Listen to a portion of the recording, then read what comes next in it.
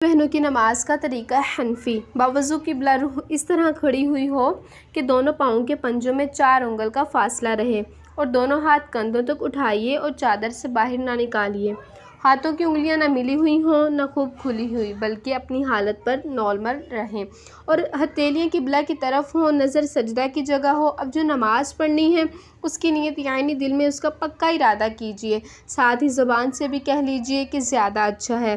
مثلا نیت کی میں نے آج کی ظہر کی 4 رکعت فرض نماز کی۔ اب تکبیر تحریمہ یعنی اللہ اکبر کہتے ہوئے ہاتھ نیچے لائیے اور الٹی ہتھیلی سینے پر چھاتی کے نیچے رکھ کر اس کے اوپر سیدھی ہتھیلی رکھیے۔ اب ثنا پڑھیے، پھر تعوذ پڑھیے، تسمیہ، پھر مکمل سورہ فاتحہ پڑھیے۔ سورہ فاتحہ ختم کر کے آہستہ سے آمین کہیے، پھر 3 آیات یا ایک بڑی آیت جو 3 چھوٹی آیتوں کے برابر ہو یا کوئی سورت مثلا سورہ اخلاص پڑھیے۔ اب اللہ اکبر کہتے ہوئے رکوع میں جائیے، رکوع میں تھوڑا جھکیے یعنی اتنا کہ گھٹنوں پر ہاتھ رکھ دیں، زور نہ دیجیے اور گھٹنوں کو نہ پکڑیے اور انگلیاں ملی ہوئی اور پاؤں جھکے ہوئے رکھیے، مگر مردوں کی طرح خوب سیدھے مت کرنا۔ کم از کم 3 بار رکوع کی تسبیح یعنی سبحان ربی العظیم کہیے، پھر تسمیہ یعنی سمع اللہ لمن حمدہ کہتے ہوئے بالکل سیدھی کھڑی ہو جائیے۔ اس کھڑے ہونے کو قوما کہتے ہیں۔ اس کے بعد کہیے اللہم ربنا ولک الحمد، پھر اللہ اکبر کہتے ہوئے اس طرح سجدے میں جائیے کہ پہلے گھٹنے زمین پر رکھیے، پھر ہاتھ، پھر دونوں پاؤں کے پنجوں میں اس طرح سر رکھیے کہ پہلے ناک پھر پیشانی، اور یہ خاص خیال رکھیے کہ ناک کی صرف نوک ہی نہیں بلکہ ہڈی لگے اور پیشانی زمین پر جم جائے، نظر ناک پر رہے۔ سجدہ سمٹ کر کیجیے یعنی بازو کروٹوں سے، پیٹ ران سے، ران پنڈلیوں سے اور پنڈلیاں زمین سے ملا دیجیے اور دونوں پاؤں سیدھی طرف نکال دیجیے۔ اب کم از کم 3 بار سجدے کی تسبیح یعنی سبحان ربی الاعلیٰ پڑھیے، پھر سر اس طرح اٹھائیے کہ پہلے پیشانی، پھر ناک، پھر ہاتھ اٹھیں، دونوں پاؤں سیدھی طرف نکال دیجیے اور الٹی سرین پر بیٹھیے اور سیدھا ہاتھ سیدھی ران کے بیچ میں اور الٹا ہاتھ الٹی ران کے بیچ میں رکھیے۔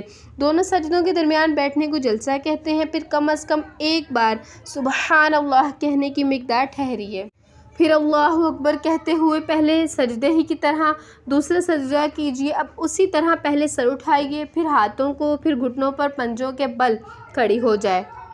اٹھتے وقت بغیر مجبوری زمین پر ہاتھ سے ٹیک مت لگائیے۔ یہ 1 رکعت ہو گئی کمپلیٹ، جو پڑھی ہے وہ 1 رکعت ہو گئی۔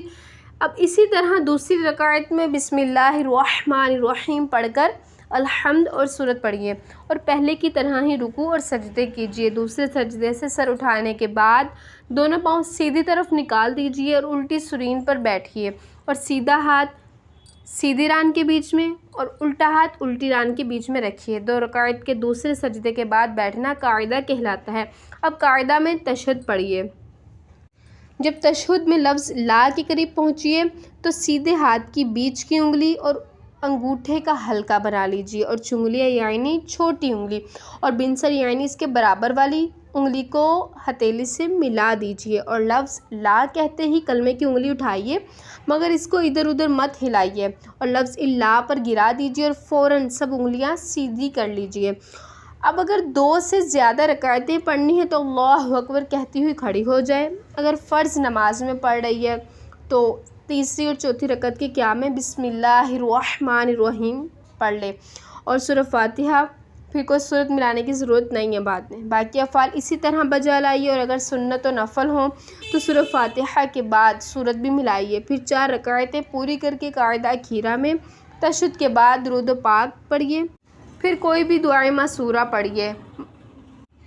پھر نماز ختم کرنے کے لیے پہلے دائیں کندھے کی طرف منہ کر کے السلام علیکم ورحمۃ اللہ کہیے اور اسی طرح بائیں طرف۔ اب نماز ختم ہوئی۔